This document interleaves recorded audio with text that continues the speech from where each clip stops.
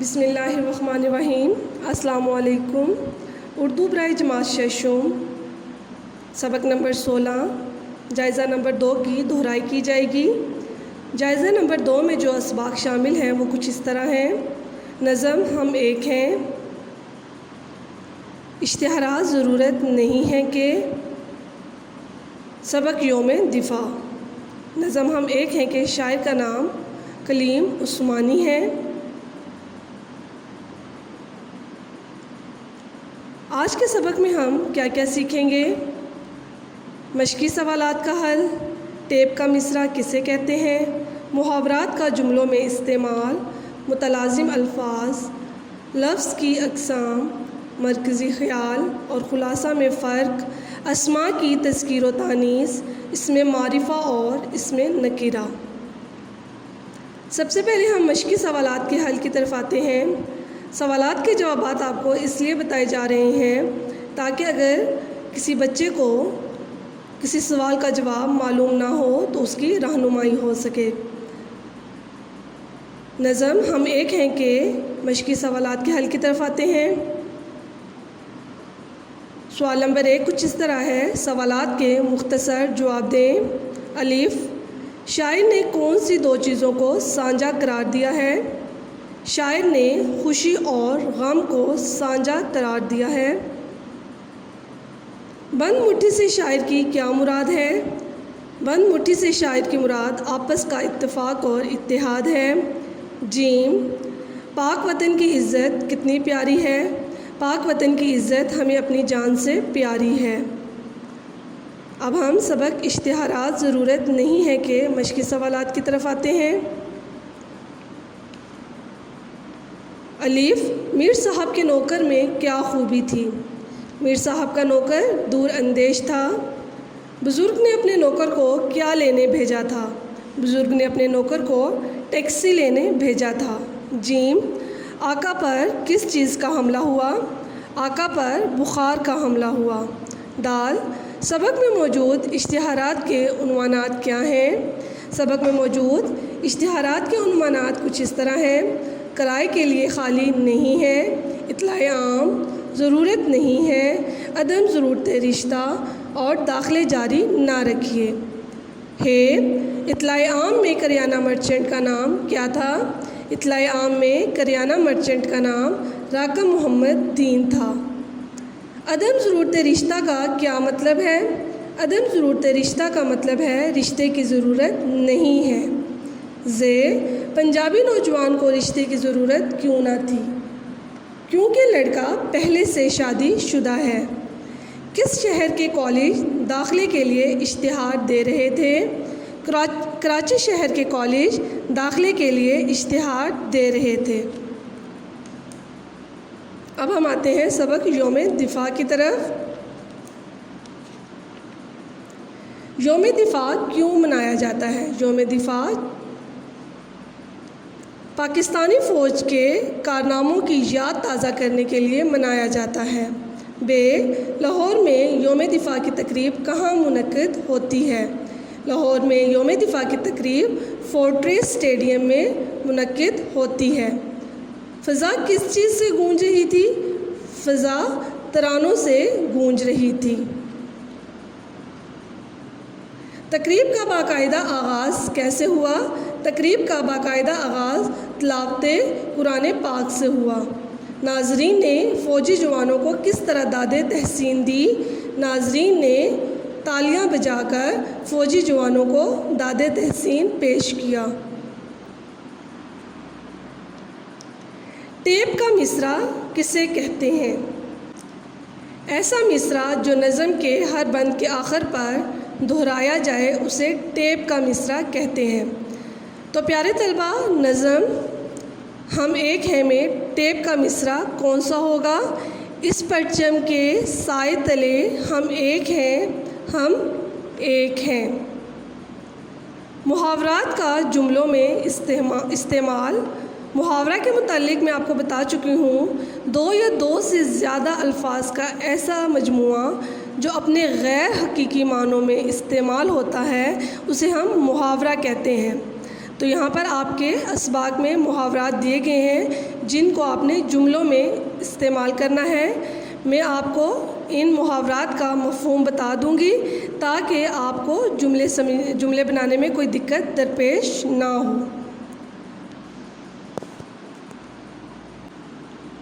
تو سبق اشتہارات ضرورت نہیں ہے میں کہ محاورات کچھ اس طرح ہیں۔ ہاتھ لٹکاتے آنا، ہاتھ لٹکاتے آنا خالی ہاتھ آ جانا، یہ نہیں کہ ہاتھ کو لٹکا کر آنا۔ دیکھیں غیر حقیقی معنوں میں یہ محاورہ استعمال کیا جا رہا ہے۔ پلے باندھ لینا، گرا سے باندھ لینا۔ عہدہ برا ہونا، فرض ادا کرنا۔ سوال پیدا ہونا، مسئلہ درپیش ہونا، سوال اٹھنا۔ سبق یوم دفاع کے محاورات کچھ اس طرح ہیں۔ چھکے چھڑا دینا، حواس قائم نہ رہنا۔ جنون سرد پڑنا، جنون سرد پڑنا کا مطلب ہوگا جوش اور ولولہ کم ہو جانا۔ جوک در جوک، گروہ کے گروہ۔ سکہ بٹھانا، روب قائم کرنا۔ میلی آنکھ سے دیکھنا، بری نظر سے دیکھنا۔ نیست و نابود کر دینا، خاتمہ کرنا۔ پیارے طلبہ، ان محاورات کا مفہوم میں نے آپ کو بتا دیا ہے تاکہ آپ ان کے درست جملے بنا سکیں۔ متلازم الفاظ کسے کہتے ہیں؟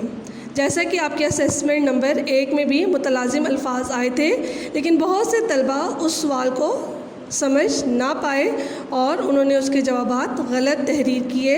تو پیارے طلبہ غور سے سنیں کہ متلازم الفاظ کسے کہتے ہیں۔ متلازم الفاظ ایسے الفاظ جن کو زبان پر لاتے ہی ان سے متعلق الفاظ ہمارے ذہن میں آ جائیں تو ہم انہیں متلازم الفاظ کہتے ہیں۔ جیسے کہ یہاں پر چند الفاظ آپ کو دیے جا رہے ہیں: گھر، اسکول، بستہ، مسجد، ہسپتال وغیرہ۔ تو پیارے طلبہ، گھر ایک لفظ ہے، گھر، اور گھر کو سامنے رکھتے ہوئے کہ گھر میں کیا کیا چیزیں موجود ہوتی ہیں تو آپ وہ اس سے متعلقہ الفاظ ہو جائیں گے کہ جیسے کہ گھر میں کمرہ، باورچی خانہ، صحن، اس کے علاوہ اور بہت سی چیزیں ہوتی ہیں، چارپائیاں، کرسیاں، میز۔ تو یہ سب گھر کے متلازم الفاظ ہو جائیں گے۔ تو باقی الفاظ کے آپ نے متلازم الفاظ خود بنانے ہیں۔ لفظ کی اقسام۔ لفظ کیا ہے؟ حرف مل کر لفظ بناتے ہیں یا حروف کا مجموعہ کیا ہوتا ہے؟ لفظ بناتا ہے۔ لفظ کی کتنی اقسام ہیں؟ لفظ کی 2 اقسام ہیں: کلمہ، محمل۔ کلمہ اکیلا بامانی لفظ کیا کہلاتا ہے؟ کلمہ کہلاتا ہے، کہ جس لفظ کا معنی ہے وہ کلمہ ہے، اور محمل بے معنی لفظ محمل کہلاتا ہے۔ جیسا کہ قلم، ولم۔ اگر ہم قلم ولم لفظ لیں تو قلم بامانی لفظ ہے، اس کا مفہوم ہے، تو قلم کلمہ ہے اور ولم محمل ہے۔ اسی طرح کتاب، شتاب، تو کتاب بامانی لفظ ہے اس لیے وہ کلمہ ہے، اور شتاب بے معنی لفظ ہے اس لیے یہ محمل ہے۔ مرکزی خیال اور خلاصے میں فرق۔ مرکزی خیال اور خلاصہ کیا ہوتا ہے؟ جس خیال یا تصور کو بنیاد بنا کر کوئی شاعر یا مصنف کوئی نظم یا کہانی لکھتا ہے ہم اسے مرکزی خیال کہتے ہیں۔ اور خلاصہ کسی بھی نظم یا کہانی کا نچوڑ ہوتا ہے۔ خلاصے کے اہم نکات کو مد نظر رکھتے ہوئے آپ نے خلاصہ تحریر کرنا ہوتا ہے۔ یہاں پر میں آپ کو نظم ہم ایک ہے کا مرکزی خیال بتاتی ہوں۔ نظم ہم ایک ہے کا مرکزی خیال کچھ اس طرح ہوگا: اس نظم میں شاعر وطن سے محبت کا اظہار کرتے ہوئے کہہ رہے ہیں کہ ہم سب پاکستانی ہیں اور ہماری خوشیاں اور غم مشترک ہیں۔ بس مرکزی خیال ہمیشہ 2 سے 3 سطروں پر مشتمل ہوتا ہے اور خلاصہ سبق میں موجود اہم نکات کو مد نظر رکھتے ہوئے آپ نے خلاصہ تحریر کرنا ہوتا ہے اور یہ کسی بھی نظم یا کہانی کا 1/3 حصہ ہوتا ہے۔ اگر آپ کو سبق کے اہم نکات معلوم ہوں گے تو آپ کو خلاصہ لکھتے ہوئے کوئی دقت درپیش نہیں ہوگی، لیکن اگر آپ کو سبق کے اہم نکات معلوم نہیں ہوں گے تو آپ خلاصہ اچھا نہیں لکھ پائیں گے اور خلاصہ بے ربط ہوگا، اس میں ربط پیدا نہیں ہو سکتا۔ اسماء کی تذکیر و تانیث۔ اسم کیا ہے؟ کسی شخص، جگہ یا چیز کا نام اسم کہلاتا ہے اور اسماء اسم کی جمع ہے۔ جنس کے لحاظ سے اسم کی کتنی اقسام ہیں؟ 2 اقسام ہیں، تذکیر و تانیث، مذکر اور مؤنث۔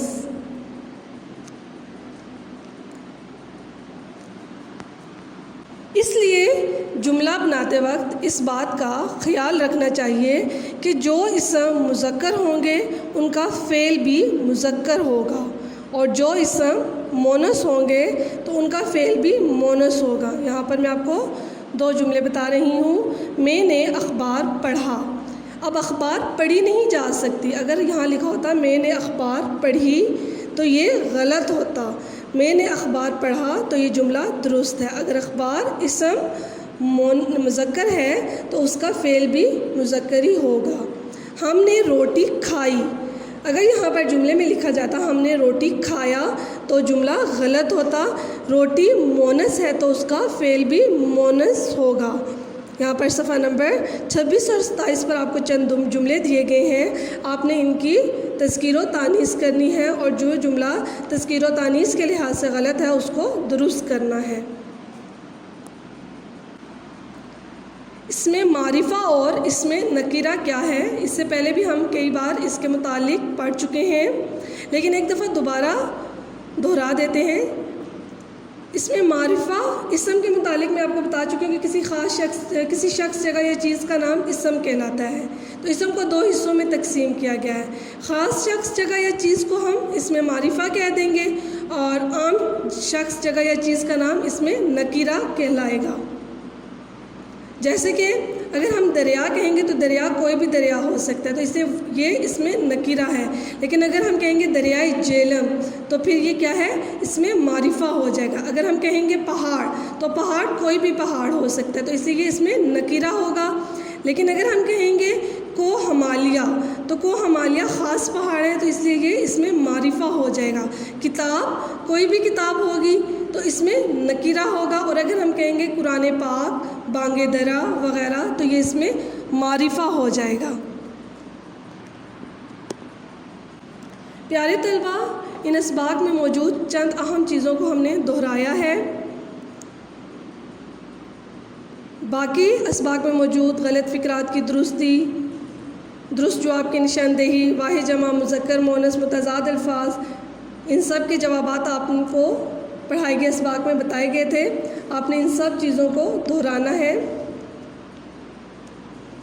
امید ہے آپ سب سمجھ گئے ہوں گے۔